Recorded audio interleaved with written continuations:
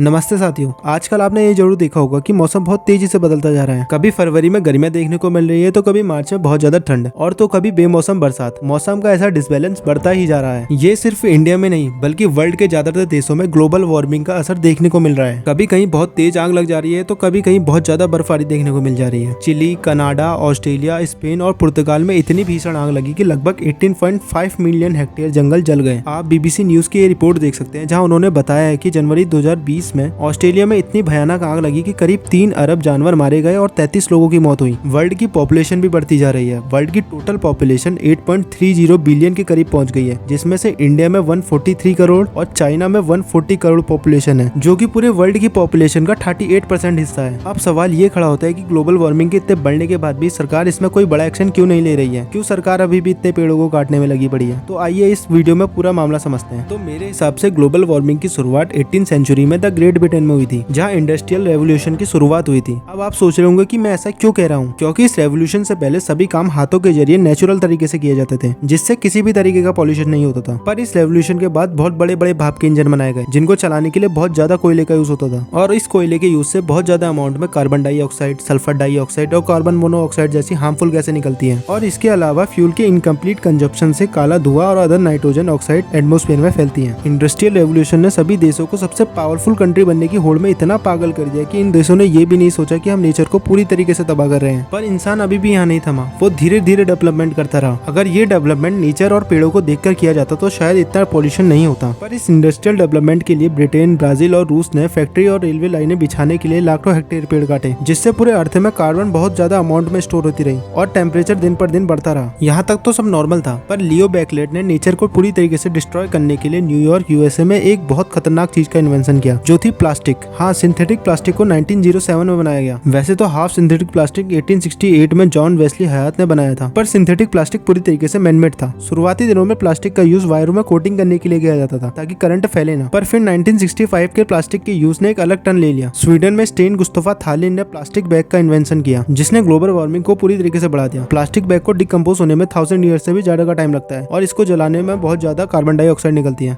फिर 1910 के बाद सस्ती पेट्रोल कारें बनने लगी, जिससे लोग इनका बहुत ज्यादा यूज करने लगे, और धीरे धीरे 1980 के बाद कार खरीदना एक ट्रेंड बन गया, जिससे लोग ज्यादा से ज्यादा कार खरीदने लगे और कार खरीदना अपनी अमीरी दिखाने का बहुत सस्ता तरीका बन गया था। फिर 1950 और 1960 के बाद से ही ट्रांसपोर्टेशन के लिए गाड़ियों का यूज किया जाने लगा। अब हाल ये हो गया कि लोग घर से कुछ दूर जाने के लिए भी गाड़ियों का यूज करते हैं, जिससे एयर पॉल्यूशन और नॉइस पॉल्यूशन बहुत ज्यादा फैलता है। वैसे तो बस प्लास्टिक, फैक्ट्री और व्हीकल ही ग्लोबल वार्मिंग का मेन रीजन नहीं है। First world war, second world war और न्यूक्लियर के टेस्टिंग और यूजिंग ने ग्लोबल स्केल पर एनवायरनमेंट को भारी नुकसान पहुंचाया और क्लाइमेट चेंज पर भी भारी योगदान दिया। और ये वॉर अभी भी चल रही है, जिससे ग्लोबल वार्मिंग का खतरा बढ़ता ही जा रहा है। पर लोगों को अभी भी ये समझ में नहीं आ रहा है कि आने वाले टाइम में ऑक्सीजन और वाटर का मिलना लोगों को बहुत मुश्किल हो जाएगा। मेरा लोगों से यही कहना है कि हमें नेचर को पूरी तरीके से तबाह होने से रोकना होगा और नेचर लव को बस इंस्टाग्राम और व्हाट्सएप की स्टोरी और पोस्टरों तक सीमित न रखकर अपनी डेली लाइफ में इंप्लीमेंट करना होगा। इन्हीं प्रॉब्लम्स को देखते हुए मैंने ग्लोबल नेचर सेफ्टी पर अपने कुछ पॉइंट्स रखे हैं। फर्स्ट, एनर्जी रिसोर्सेज में बदलाव। दुनिया में ज्यादातर ग्लोबल वार्मिंग फॉसिल फ्यूल यानी जीवाश्म ईंधन जैसे कोयला,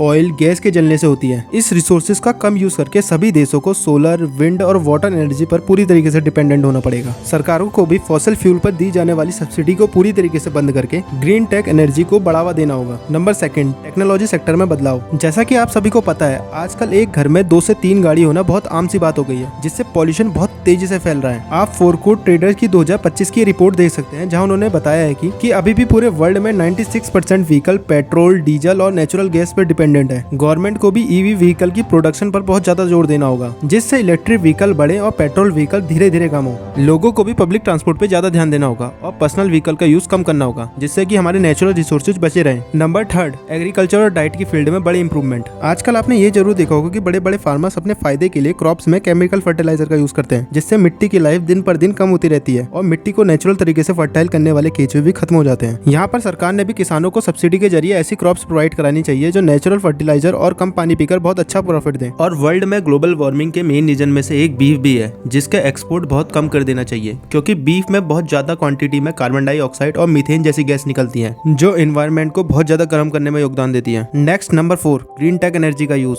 जैसा कि आपने देखा ही होगा कि बड़ी बड़ी कंपनियां अपनी कंपनियों का धुआं, कचरा और गंदा पानी या तो नदियों में डाल देती है या फिर इधर उधर फेंक देती है, जिससे पॉल्यूशन बहुत ज्यादा फैलता है। इसीलिए किसी भी देश की सरकारों को ऐसी बड़ी से बड़ी कंपनियों पर सख्त से सख्त कानून लगाने लगाने चाहिए और इन कंपनियों को ग्रीन हाइड्रोजन और कार्बन कैप्चर जैसी टेक्नोलॉजी का यूज कंपलसरी कराना चाहिए ताकि पॉल्यूशन बहुत कम फैले। और हाँ, सरकारों ने भी ग्रीन टेक्नोलॉजी में सोलर, विंड और वाटर एनर्जी पर ज्यादा से ज्यादा जोर देना चाहिए, क्योंकि इससे हमारा नेचर बहुत ज्यादा सेफ रहेगा। Number last, personal and social responsibility. बनाओ, यूज करो और फेंको वाली पॉलिसी को खत्म करके रिसाइकल और रीयूज वाली पॉलिसी को अपनाना। घरों और ऑफिसों में कोयले और न्यूक्लियर से बनी इलेक्ट्रिसिटी का यूज कम करके सिर्फ नेचुरल एनर्जी का यूज करना चाहिए, जिससे कि कोयले और न्यूक्लियर एनर्जी का यूज कम हो और ये लॉन्ग टर्म तक का सेफ रहे। यहाँ पर हमें पेड़ों को बिल्कुल भी इग्नोर नहीं करना चाहिए, क्योंकि पेड़ वही चीज है जो ग्लोबल वार्मिंग को जल्द से जल्द खत्म कर सकते हैं। इसीलिए सरकार को भी ज्यादा से ज्यादा पेड़ उगाने चाहिए और पुराने पेड़ अमेज़न, इंडोनेशिया और अरावली हिल जैसे जंगलों को काटने से रोकना चाहिए और हर साल कम पानी पीने वाले पेड़ों को ज्यादा से ज्यादा उगाना चाहिए। वैसे तो इन रूल्स को पूरे वर्ल्ड में अप्लाई करना बहुत मुश्किल होगा, पर अगर डेवलप देश इन रूल्स को कंपलसरी कर दे तो पूरे वर्ल्ड की स्थिति सुधर सकती है और इन रूल्स से हमारे आने वाली पीढ़ी को किसी भी परेशानी का सामना नहीं करना पड़ेगा और वर्ल्ड का टेम्परेचर भी नॉर्मल हो जाएगा। फिलहाल आज के लिए इतना ही। वैसे इस टॉपिक में आपका क्या कहना है कमेंट कीजिए और वीडियो नॉलेजेबल लगी हो तो शेयर जरूर कीजिए।